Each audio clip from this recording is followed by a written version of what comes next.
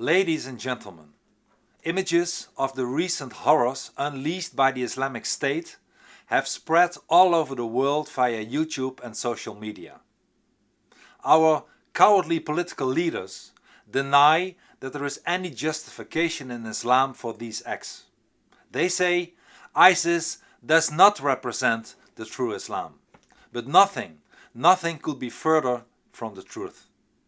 The following video demonstrates that the Islamic State has returned to the core instructions recorded in the Quran, which Muslims consider to be the word of Allah. Ladies and gentlemen, it's absolutely clear that the Islamic State is the real Islam.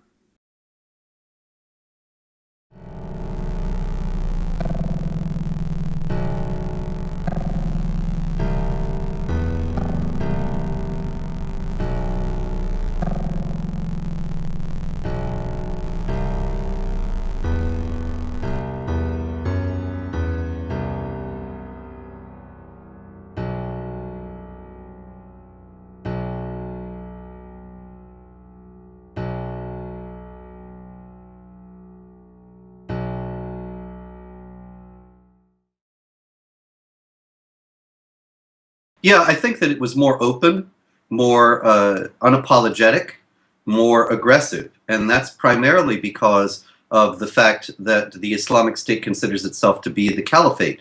Under Sunni Islamic law, the caliph is the only person authorized to wage offensive jihad.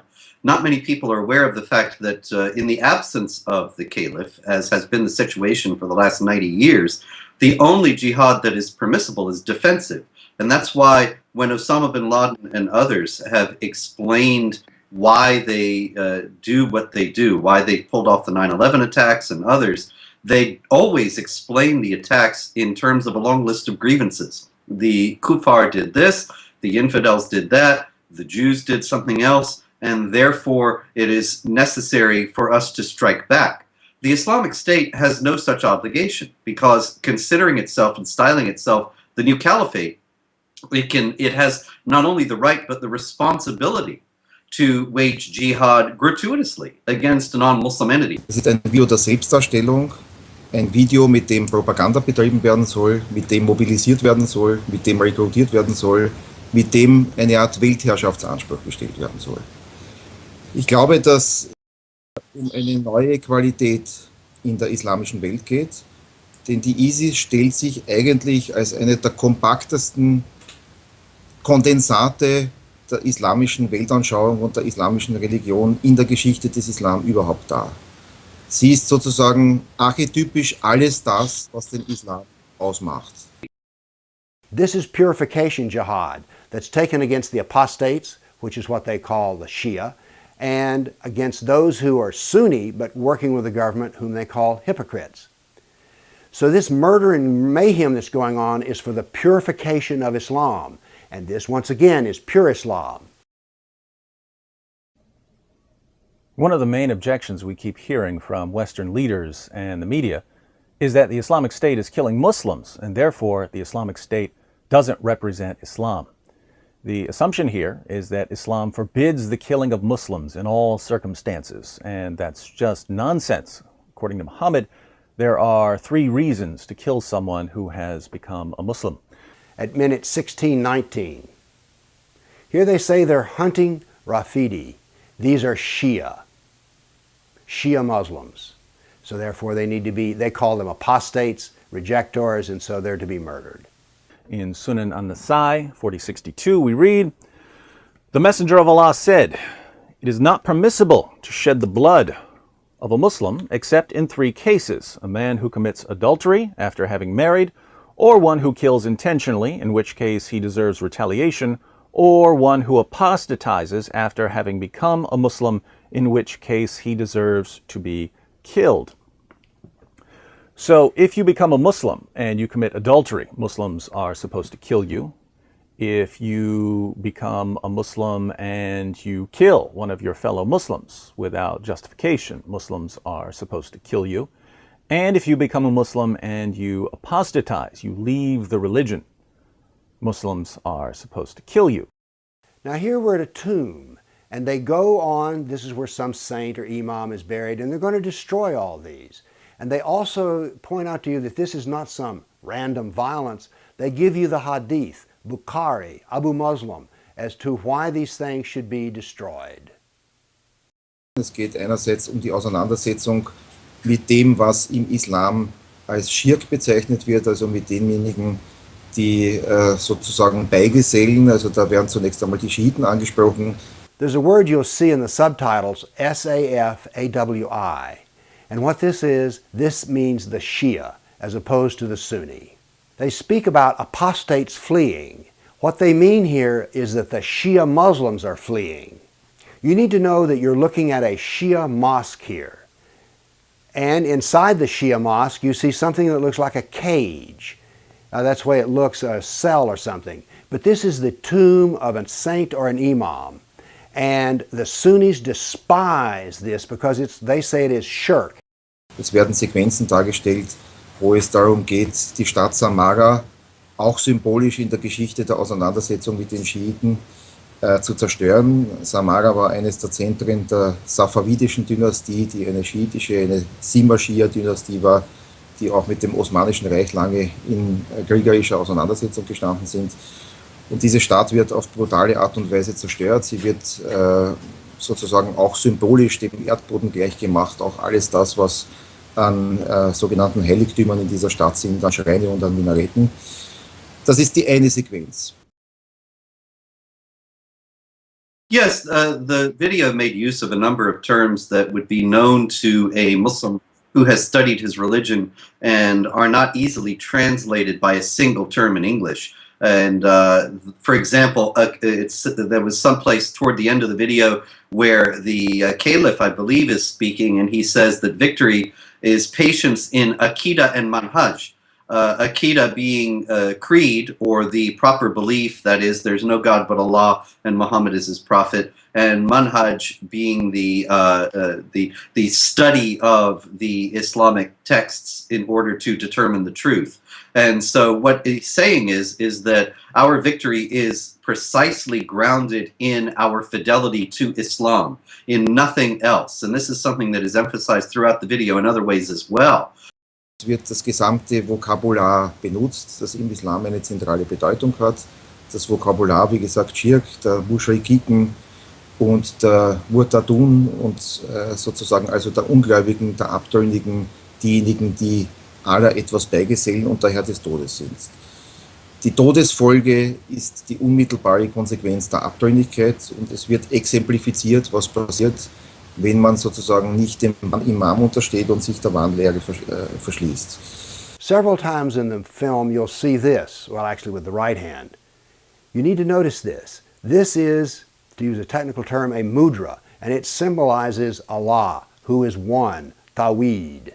So this is like the Islamic salute. And if you'll notice, it occurs several places throughout the video, including as an icon on a barrier on the road. Also nichts, was hier dargestellt wird, nichts, was hier visualisiert wird, was nicht in einem unmittelbaren, ganz engen und expliziten Zusammenhang mit den Glaubensgrundlagen des Islam steht. Now then, at minute 1750, notice the sermon here. It's about religious morale and a very religious sermon. This is not about the actual killing and war. This is about things, ideas like your faith in Allah is worth 100 cannons or 1,000 cannons. This is a spiritual event because jihad is spiritual and religious. There are an awful lot of terms like that have very specific meanings in Islam that would fly right by the uninformed viewer of this video. For example, at one point, one of the leaders says, "You have prepared what you could of strength," which sounds as if you've gotten ready for battle and they're about to go in and wage war. And so it makes perfect sense. But you've prepared what you could of strength is a very specific Quranic reference to the Quran chapter 8 verse 60, which says, "Prepare against them whatever you are able of strength and of the steeds of war, by which you may strike terror into the hearts of the enemies of Allah and your enemy." Die Welt, die hier dargestellt wird, ist eine Welt des Schreckens, die aber offensichtlich ihre Anhänger in einem unglaublichen Ausmaß attrahiert. Die Gewalttätigkeit, die hier zelebriert wird und für die sich frühere Terrorregime wie der Kommunismus und der Nationalsozialismus quasi nach außen geschämt hat oder das mit einer gewissen Verstecktheit betrieben hat, diese Gewalt wird hier offen dargestellt, es wird ihr gefrönt, sie wird als Allheilmittel der Verwirklichung der islamischen Idee dargestellt. Und ich glaube, dass man auch hier diesen notwendigen Bezug zum koranischen Gottesbild, zum Bild Allahs erkennen muss.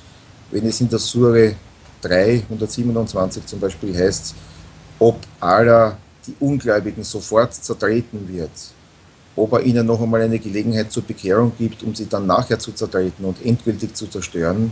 Es geht dich nichts an, egal, sie sind Frevler. This is how the Islamic State is appealing to young Muslims to get off their couches in the United States or Canada or Britain and go to Iraq and Syria and wage jihad. And so this is the kind of appeal that they're making. And it is not so much on the basis, as I said, of previous terrorist appeals have been, on the basis of look at the terrible things that the unbelievers are doing, but rather on the basis of the glory and the excitement and the honor of being a warrior for the caliphate and somebody who is a soldier of the caliph.